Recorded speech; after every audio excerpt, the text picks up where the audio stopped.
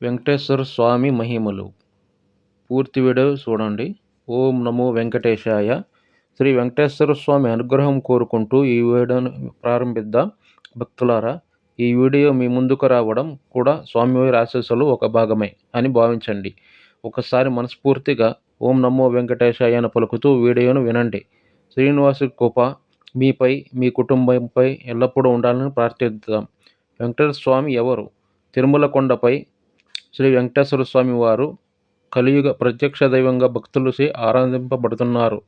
దేశం నలుమూలల నుంచి మాత్రమే కాదు, ప్రపంచంలోని అనేక ప్రాంతాల నుంచి భక్తులు తిరుమల చేరుకొని శ్రీ వెంకటేశ్వర స్వామి వారిని దర్శించుకుంటారు.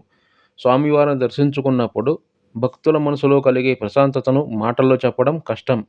అందుకే తిరుమల కేవలం ఒక పుణ్యక్షేత్రం మాత్రమే కాదు, కోట్లాది భక్తుల విశ్వాసానికి నిలయం.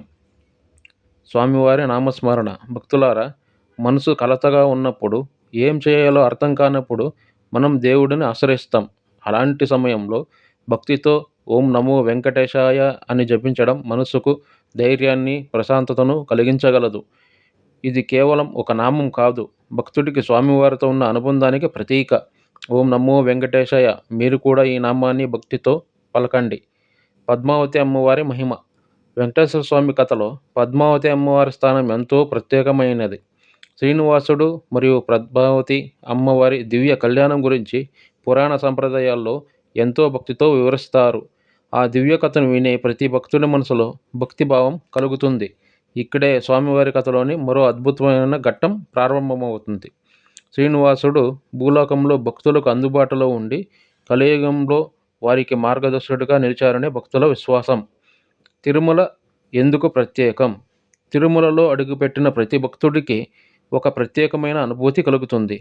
కొండలు, ఆధ్యాత్మిక వాతావరణం, స్వామి నామస్మరణ, భక్తుల గోవిందనామాలు ఇవన్నీ కలిసి ఒక పవిత్రమైన వాతావరణాన్ని సృష్టిస్తాయి. గోవింద గోవింద అని పలికే ప్రతి భక్తుడి హృదయంలో స్వామివారి పట్ల భక్తి మరింత పెరుగుతుంది. భక్తి అంటే ఏమిటి?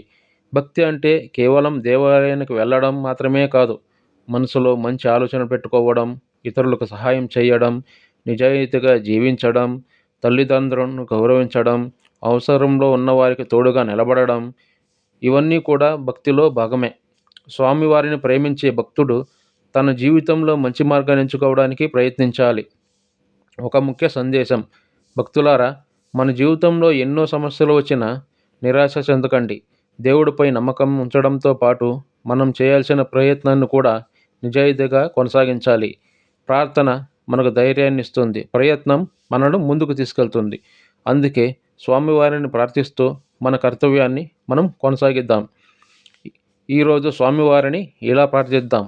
శ్రీ వెంకటేశ్వర స్వామి, మా కుటుంబై మీ కరుణ ఉండాలి, మా మనసులకు ప్రశాంతత ఇవ్వాలి, మంచి మార్గంలో నడిచే శక్తినివ్వాలి, మా కష్టాలను ఎదుర్కొనే ధైర్యాన్ని ఇవ్వాలి, మా కుటుంబంలో ఐక్యత, ఆనందం ఉండేలా ఆశీర్వదించాలి, అందరి జీవితంలో శుభం కలగాలి. ఓం నమో వెంకటేశాయ. భక్తులారా, ఈ వీడియో ఉంటున్న సమయంలో మీ మనసులో స్వామివారి నామం గుర్తు వచ్చి ఉంటే కామెంట్లో ఓం నమో వెంకటేశాయ అని రాయండి. ఈ వీడియో మీకు నచ్చితే లైక్ చేయండి. స్వామివారి భక్తులకు వీడియో ఉపయోగపడుతుందని ఆశిస్తే షేర్ చేయండి.